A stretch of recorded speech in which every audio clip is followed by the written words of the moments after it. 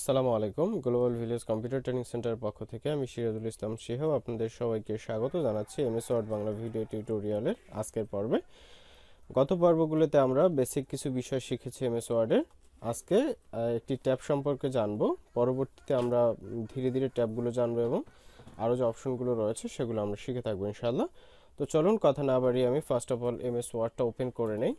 কিভাবে MS word open করতে হয় সেটা আপনি জানেন বলে আশা রাখছি। যদি আপনি না জেনে থাকেন তাহলে আপনি আমার পূর্ববর্তী ভিডিওগুলো দেখে দেন এই ভিডিওটা দেখবেন। তো প্রথমে আমি এখানে কিছু লিখে নিচ্ছি।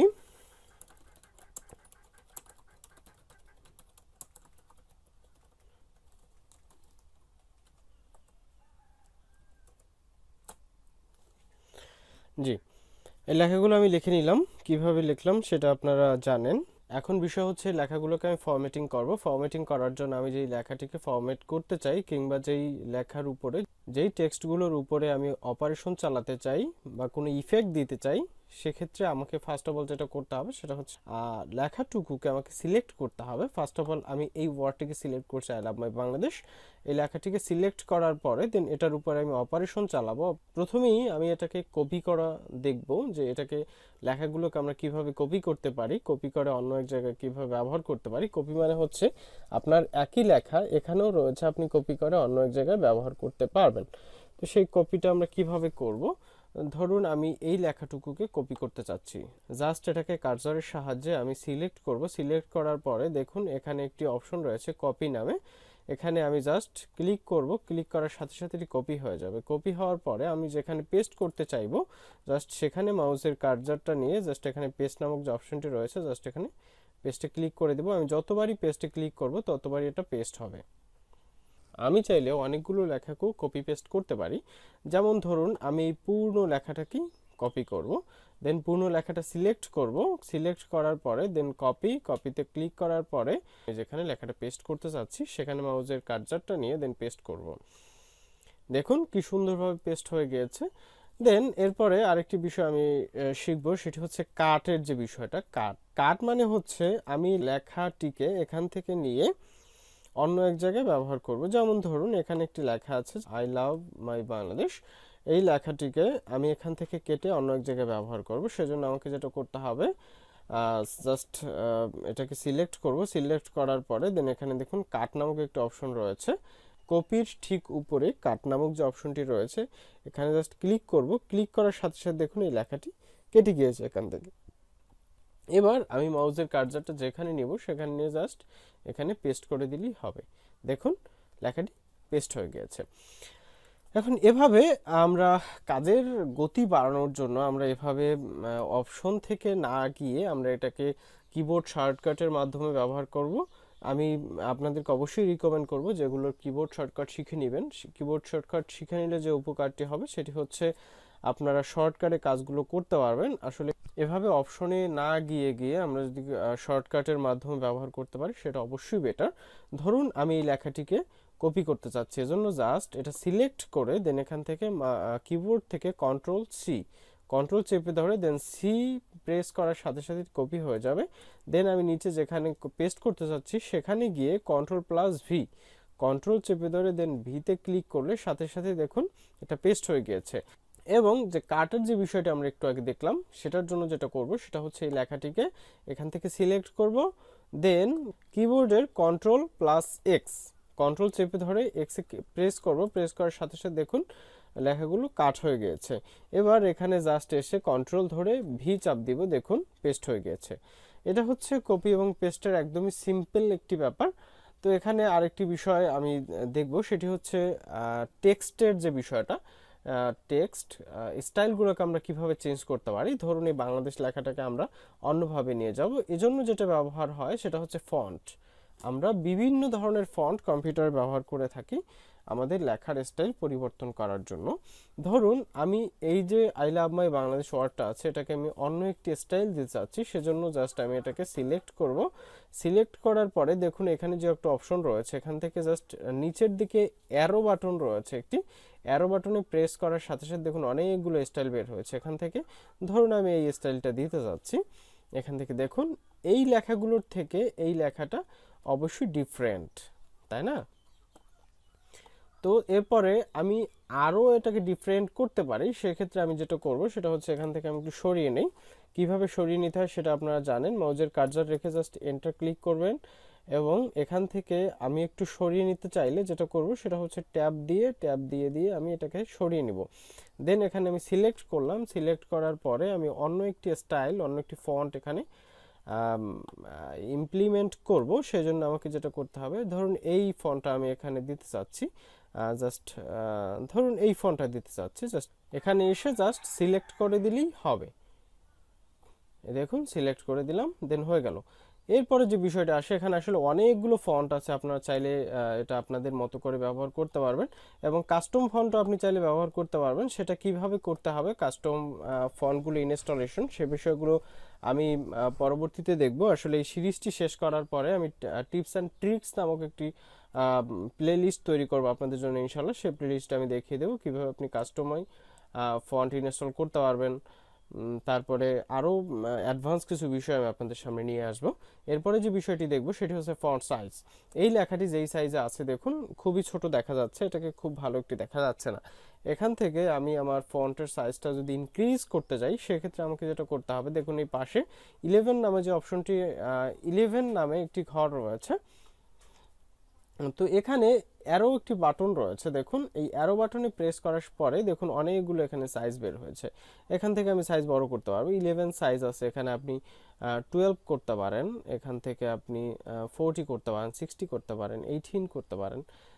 দেখুন এখান থেকে আপনি চাইলে ফন্টগুলো বড় করতে পারেন, 72, 48, 63, সরি 36, 28, 26, ধরুন আমি 28-এ রাখলাম। এখন এইখানে একটি কথা আছে, যেটা হচ্ছে এখানে নির্দিষ্ট কিছু সাইজ আছে, দেখুন 8, 9, 10, 11, 12, 13 নাই, এখানে 14 আছে। এখন আপনি আবার 15 নাই, 16 আছে, এখান থেকে ধরুন আপনি 28 আছে, আপনি 28 সিলেক্ট করলেন, এর থেকে আপনার এক সাইজ ছোট লাগে, সেক্ষেত্রে আপনি কি করবেন, এখানে কিন্তু 27 নাই। সেক্ষেত্রে আপনাকে যেটা করতে হবে, কন্ট্রোল ধরে সেকেন্ড ব্র্যাকেট যে রয়েছে, সেকেন্ড ব্র্যাকেট, সেটা সেকেন্ড ব্র্যাকেট ওপেনিং রয়েছে, সেটাতে আপনি ক্লিক করলে ছোট হবে এবং সেকেন্ড ব্র্যাকেট ক্লোজিংয়ে আপনি ক্লিক করলে আপনার এটা ইনক্রিজ হবে। দেখুন কিন্তু এটা অবশ্যই কন্ট্রোল ধরে নিতে হবে। এরপরে আরেকটি বিষয় আমি এখানে দেখাতে চাচ্ছি, সেটি হচ্ছে বোল্ড কিভাবে করব। আমি লেখাটাকে একটু বোল্ড করতে চাই, একটু মোটা করতে চাই, সেক্ষেত্রে দেখুন এখানে একটি বি নামক যে অপশন রয়েছে, এখানে জাস্ট ক্লিক করে দেব। ক্লিক করে দিলে দেখুন এটা অবশ্যই বোল্ড রয়েছে। আমি অন্য একটি ফন্ট, এখান থেকে এই ফন্টটাকে আমি বোল্ড করতে চাই। দেখুন বোল্ড করতে গেলে সেক্ষেত্রে জাস্ট এখান থেকে বি প্রেস করে দিব, দেখুন লেখাটা বোল্ড হয়ে গিয়েছে। এবং এটাকে আমি চাইলে একটু বাঁকা করে দিতে পারবো, দ্যাট মিন্স ইটালিক। সেক্ষেত্রে এই যে পাশে যে আই বাটনটি রয়েছে, এখানে ক্লিক করে দিলে দেখুন লেখাটি অবশ্যই বাঁকা হয়ে গিয়েছে, দ্যাট মিন্স ইটালিক হয়েছে। এবং এটা নিচে একটি লাইন দিতে চাইলে আমরা অনেক সময় দেখি আমাদের টেক্সটের নিচে একটি লাইন থাকে, আন্ডারলাইন যেটাকে বলে, সেটার জন্য জাস্ট পাশে যে ইউ নামক অপশনটি রয়েছে, এখানে সিলেক্ট করে দিলেই দেখুন একটি নিচে লাইন তৈরি হয়ে গিয়েছে। আমরা চাইলে এই লাইনটিকে পরিবর্তন করতে পারি, লাইনটিকে পরিবর্তন মানে লাইনের স্টাইলটা পরিবর্তন করতে পারি, অন্য স্টাইলের একটি লাইন দিতে পারি। সেজন্য যেটা করতে হবে, ইউ এর পাশে যে একটি অ্যারো বাটন রয়েছে, অ্যারো বাটনে প্রেস করার মাধ্যমে দেখুন আপনি অনেকগুলো লাইন এখানে বের হয়েছে। আপনি চাইলে ডাবল লাইন করতে পারবেন, একটু মোটা টাইপের লাইন করতে পারবেন, ডট ডট দিতে পারবেন, এখানে অনেক ধরনের লাইন রয়েছে আপনি দেখতে পাচ্ছেন। তো এই লাইনগুলো আপনি চাইলে ব্যবহার করতে পারেন।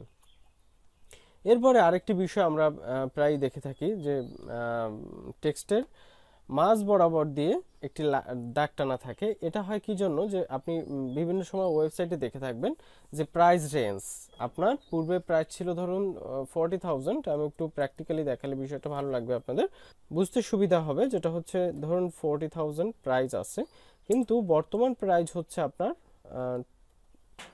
ধরুন 2,500। এজন্য যেটা করবেন সেটা হচ্ছে পূর্বের যে প্রাইসটা রয়েছে এটাকে আপনি কেটে দিবেন। এটাকে কেটে দিবেন কিভাবে, এটাকে সিলেক্ট করার পরে দেখুন এখানে এভিসি নামক যে অপশনটি রয়েছে, জাস্ট এখানে আপনি ক্লিক করে দিবেন। দেখুন এই লেখাটা মাঝখান দিয়ে একটি দাগের মাধ্যমে এই লেখাটিকে কেটে দেওয়া হয়েছে। দ্যাট মিন্স পূর্বে 4,000 ছিল, এখন 2,500 হয়েছে। এখানে ম্যাথমেটিক্সের কিছু বিষয় আছে, যেমন ধরুন আপনি যদি এ স্কোয়ার লিখতে যান, সেক্ষেত্রে এ স্কোয়ার তো ম্যানুয়ালি আপনি অটোমেটিক্যালি লিখতে পারবেন না, সেক্ষেত্রে আপনাকে অবশ্যই ম্যানুয়ালি করতে হবে। যেটা হচ্ছে এখানে A2 লিখলাম, A2 লেখার পরে আপনি জাস্ট 2টা সিলেক্ট করবেন। সিলেক্ট করার পরে দেন এখানে দেখুন এক্স এর উপর একটি স্কোয়ার আছে, জাস্ট এখানে আপনি ক্লিক করে দিলে, এটাকে সুপার স্ক্রিপ্ট বলে, আপনি ক্লিক করে দেওয়ার সাথে সাথে দেখুন সুপার স্ক্রিপ্ট হয়ে গেছে। এবং আপনি চাইলে এটাকে সাবস্ক্রিপ্টও করতে পারেন। সাবস্ক্রিপ্ট মানে হচ্ছে এটা এই স্কোয়ারটা নিচে চলে যাবে, দেখুন এই যে ধরুন দেখুন এর নিচে চলে আসছে। এটা হচ্ছে বিষয়। এখান থেকে আপনি চাইলে টেক্সটের কালার পরিবর্তন করতে পারেন। টেক্সটের কালারটা কিভাবে পরিবর্তন করবেন সেটা আমি একটু দেখিয়ে দিচ্ছি। টেক্সটের কালার পরিবর্তন করার জন্য টেক্সটটাকে সিলেক্ট করবেন, আপনি যেই টেক্সটটুকুর কালার পরিবর্তন করতে চাচ্ছেন সেই টেক্সটটুকু এখান থেকে সিলেক্ট করে দেওয়ার পরে দেন এখানে এ নামক যে অপশনটি রয়েছে, এখানে আপনি অ্যারো বাটনে ক্লিক করবেন এটার পাশে থাকা। দেন এখান থেকে আপনার কোন কালারটি ভালো লাগে আপনি সেই কালারটি এখান থেকে জাস্ট সিলেক্ট করবেন। That's it. দেখুন কালারটি পরিবর্তন হয়ে গিয়েছে। এটার চাইলে আপনি ব্যাকগ্রাউন্ড কালারও পরিবর্তন করতে পারেন। ব্যাকগ্রাউন্ড কালার পরিবর্তন করার জন্য আপনাকে যেটা করতে হবে সেটা হচ্ছে জাস্ট টেক্সটটাকে আপনি সিলেক্ট করলেন। সিলেক্ট করার পরে পাশে দেখুন এবি নামক যেই টেক্সট হাইলাইট রয়েছে, এটাকে টেক্সট হাইলাইট কালার বলে, আপনি জাস্ট এখান থেকে যে কোনো একটি কালার সিলেক্ট করে দিতে পারেন। এখানে ধরুন আপনি রেড দিবেন, রেড দেওয়ার সাথে সাথে দেখুন ব্যাকগ্রাউন্ডটা রেড হয়ে গিয়েছে। এই হচ্ছে মূলত টুকিটাকি বিষয়, এগুলো আমরা দেখে নিব। দেন এখান থেকে একটি বিষয় আমি দেখতে চাচ্ছি, সেটা ইনসার্টের ভিতরে চলে যায়, তারপরেও আমি সেই বিষয়টিকে স্কিপ করে জাস্ট হোমের ভিতরে যে অপশনটি রয়েছে আমরা সেটিকে দেখব। সেটার জন্য যেটা করব, ফার্স্ট অফ অল আমি একটা টেবিল ক্রিয়েট করে নেব। টেবিল কিভাবে ক্রিয়েট করতে হয় সেটা আমি একটু পরে দেখব। তো টেবিল ক্রিয়েট করার পরে দেখুন এখানে এসএল নাম্বার, নেম, রোল ধরুন ইত্যাদি ইত্যাদি আমি লিখলাম। এখান থেকে এই ঘরগুলো কেটে দিলাম, জাস্ট এটা আমি বোঝার সুবিধার জন্য এটা রাখবো। সেক্ষেত্রে আমি যেটা করবো, এখানে এসএল নাম্বারের এখানে অবশ্যই নাম্বার হবে, নাম্বারের জায়গায় আমি কি করব, ধরুন 1 2 এভাবে। অনেক বড় যখন আমরা টেবিল তৈরি করব তখন এই ম্যানুয়ালি নাম্বারগুলো দিতে অনেক প্রবলেম হবে। সেক্ষেত্রে আমরা যেটা করতে পারি সেটা হচ্ছে আমরা এই পুরো এরিয়াটাকে, পুরো রোটাকে সিলেক্ট করার পরে দেন যেটা করব সেটা হচ্ছে এখান থেকে দেখুন এখানে একটি নাম্বারিং ফরম্যাট রয়েছে, জাস্ট এখানে ক্লিক করে দেব। দেখুন এখানে নাম্বারগুলো ইমপ্লিমেন্ট হয়ে গিয়েছে। এখানে আপনি যতই টেবিল ক্রিয়েট করেন না কেন আপনার অটোমেটিক নাম্বারগুলো যোগ হতে থাকবে। এরপরে বাকি যে অপশনগুলো রয়েছে এগুলো একটি হচ্ছে আপনি বিভিন্ন রেডিমেড ডিজাইন করা রয়েছে, আপনি এখান থেকে চাইলে সেটা ব্যবহার করতে পারবেন। আমরা বর্তমানে রেডিমেড ডিজাইনের আন্ডারে, নর্মাল রেডিমেড ডিজাইনের আন্ডারে আছি। এখান থেকে আমরা চাইলে নো স্পেস, যেটা হচ্ছে আপনি টেক্সটের ভিতরে যে স্পেসগুলো রয়েছে আপনি সেই স্পেসগুলোকে সে রিমুভ করে দিবে, এই জন্য আমরা ব্যবহার করব নো স্পেস। এগুলো হচ্ছে রেডিমেড ফরম্যাট, আপনি চাইলে এখানে দেখে নিতে পারেন কোন ফরম্যাটে কি কাজ হয়। এবং এখানে যে বিষয়গুলো রয়েছে চেঞ্জ স্টাইল, হ্যাঁ এগুলো আসলে আপনারা একটু আগেই দেখে আসলাম। এখান থেকে আপনি চাইলে এখান থেকে ফন্ট চেঞ্জ করতে পারেন, ফন্টের কালার চেঞ্জ করতে পারেন, এগুলো করতে পারেন। এবং প্যারাগ্রাফ স্পেসিং কমাতে বাড়াতে পারেন, এগুলো আমরা একটু আগেই দেখে আসলাম। এবং প্যারাগ্রাফ স্পেসিং এর যে বিষয়টি সেটা আমি স্পেসিফিকভাবে এখনো দেখিনি, সেটা আমি একটু পরেই দেখব। এবং এখানে আরও তিনটি জিনিস রয়েছে, ফাইন্ড, রিপ্লেস অ্যান্ড সিলেক্ট, এগুলো হচ্ছে একটু অ্যাডভান্স টাইপের, সেজন্য আমি এগুলো পরে দেখব। এখন এই পর্যন্তই রাখবো আজকের পর্ব। তো আগামী পর্বের আমন্ত্রণ জানিয়ে আজকের মতো এখানে বিদায় নিচ্ছি। ভালো থাকুন সবাই, আল্লাহ হাফেজ।